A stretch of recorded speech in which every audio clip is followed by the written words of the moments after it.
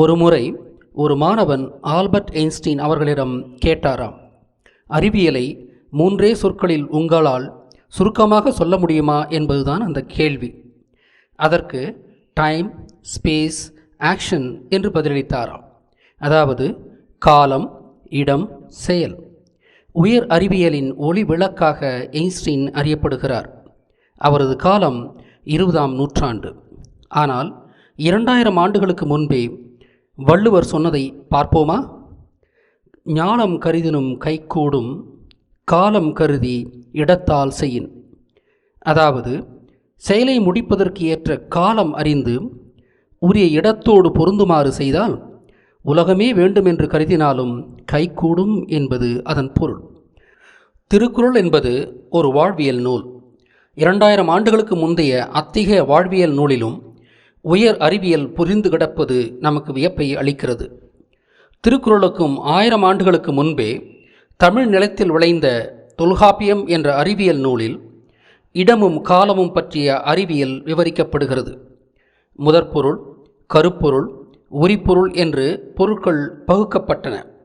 இடமும் காலமும் முதற்பொருள் என்று வரையறுக்கப்பட்டன.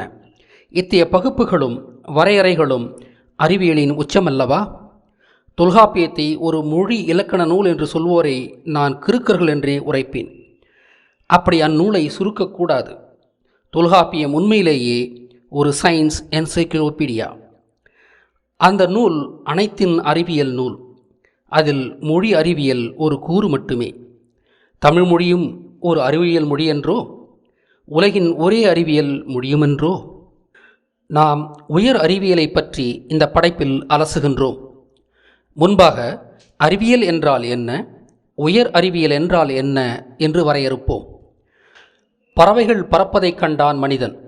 காற்றை கீழே தள்ளுவதாலோ அல்லது அடிக்கின்ற காற்றை சாயவாக தடுப்பதாலோ மேலெழும்பவும், காற்றை பின்பக்கம் உந்தி தள்ளுவதால் பறக்கவும் முடியும் என்று அறிந்த மனிதன் வானூர்திகளை வடிவமைத்தான். இவற்றை இயல்பான அறிவியலுக்கான சான்றாக கொள்ளலாம். அதாவது தான் கண்ட காட்சிகளின் அடிப்படையில் நுட்பங்களை புரிந்து கொண்டு புதிய தொழில்நுட்பங்களை உருவாக்குவதுதான் இயல்பான அறிவியல் என்று அழைக்கப்படலாம்.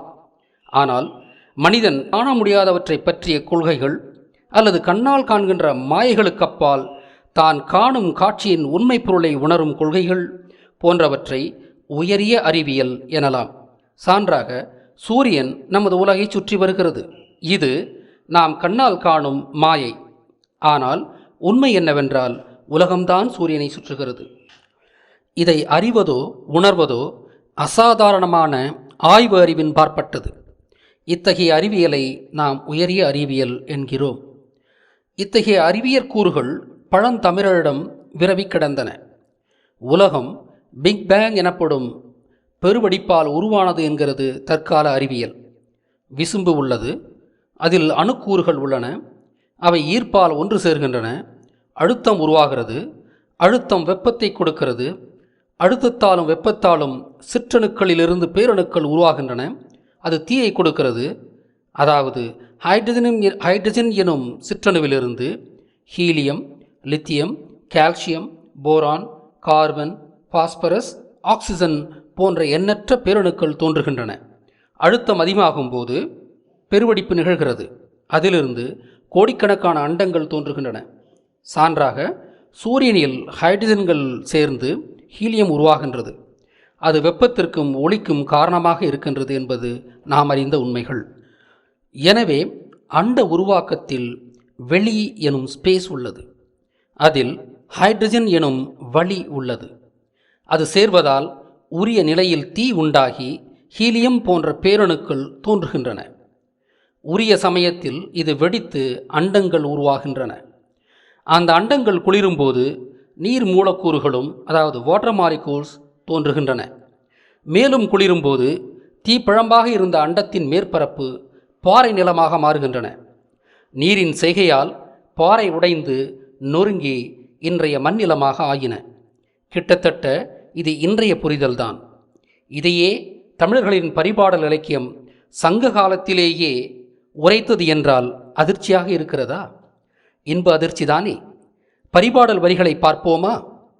மேற்கூறிய செய்திகள் இயற்கை என்ற இறையின் செயல்களாக கொண்டு அந்த இறையின் புகழை போற்றுவது போல் அமைந்துள்ளது இந்த பரிபாடல். ஒன்றனிற் போற்றிய விசும்பும் நீயே, இரண்டின் உணரும் வழியும் நீயே, மூன்றின் உணரும் தீயும் நீயே, நான்கின் உணரும் நீரும் நீயே, ஐந்துடன் முற்றிய நிலனும் நீயே, ஐந்துடன் முற்றிய நிலனும் நீயே. இதையே மாணிக்க வாசகர் பாரிடை ஐந்தாய் பறந்தாய் போற்றி, நீரிடை நான்காய் நிகழ்ந்தாய் போற்றி, தீயிடை மூன்றாய் திகழ்ந்தாய் போற்றி, வழியிடை இரண்டாய் மகிழ்ந்தாய் போற்றி, வெளியிடை ஒன்றாய் விளைந்தாய் போற்றி என்று பாடுகிறார். பழந்தமிழரின் சமய நம்பிக்கை அறிவியலை உள்வாங்கி செறித்து கொண்டது. பழந்தமிழரின் ஆன்மீகம் என்பது அறிவியல் வழிபட்டது. அது வெற்று மூட நம்பிக்கை இல்லை. வெற்று மூட நம்பிக்கைகள் ஆரிய பிராமணர்களின் கைகளில் தமிழர் சமயம் சிக்கிய பிறகே பிற்காலத்தில் நிகழ்ந்தன. ஆனால் பெரியார் என்றழைக்கப்பட்ட ஈவேரா வெகுவாக மெச்சிய மேலை உலகம் அதன் சமய நிறுவனங்கள் அறிவியலை ஒருத்ததை நாம் காண்கிறோம். கிபி 15ஆம் நூற்றாண்டில் வாழ்ந்த கலீலியோ போன்றவர்கள் சொன்ன அறிவியல் கண்டுபிடிப்புகளுக்காக அறிவியலாளர்களாலும் தேவாலயத்தாலும் தண்டிக்கப்பட்டார்கள். 19ஆம் நூற்றாண்டின் இறுதியில் பரிணாம வளர்ச்சி தத்துவத்தை கண்ட டார்வின் அவர்கள் கூட தேவாலயத்தின் படைப்புக் கொள்கைக்கு மாறாக தனது புதிய கொள்கை இருந்ததால் பயந்து தனது வாழ்நாளின் இறுதி வரை காத்திருந்து தனது கண்டுபிடிப்புகளை வெளியிட்டார். கலீலியோ என்ன சொன்னார்? இப்பேரண்டத்தின் மையம் நாம் வாழும் உலகம் அல்ல, அது சூரியனை சுற்றி வரும் கோள் என்றார். இதை அவர் கண்டது 15ஆம் நூற்றாண்டுக்கு பிறகே. ஆனால் நம் முன்னோர்கள் 2000 ஆண்டுகளுக்கு முன்பே இவற்றை அறிந்திருந்தனர். சூரியனை வெள்ளி, செவ்வாய், புதன், வியாழன், சனி போன்ற கோள்கள் சுற்றி வருகின்றன. அவை தாமேயும் சுழல்கின்றன. இந்த உவமையை வைத்து ஒரு சண்டை காட்சியை வர்ணிக்கிறது பட்டினப்பாலை எனும் பழந்தமிழ் இலக்கியம். ஒரு வீரன் கையில் கேடயத்துடன் நிற்கிறான். அவனை சுற்றி சுழன்று கொண்டு அவ்வீரனை 5-6 பேர் தாக்கி போரிடுகின்றனர். 5-6 பேருக்கும் தன் கேடயத்தால் ஈடு தந்து சுழன்று சுழன்று போரிடுகிறான் அவன். இது காட்சி. நீ நிற விசும்பின் வலநேர்வு தெரிதரு, நான்மீன் விராய கோன்மீன் போல, மலர்தலை மன்றத்து பலருடன் குழீகி, கையினும் கலத்தினும் மெய்யுறத் தீண்டி, பெருஞ்சனத்தார் புறக்கொடா திருஞ்செருவின் இகன் மெய்ம்பினோர். இது பாடல்.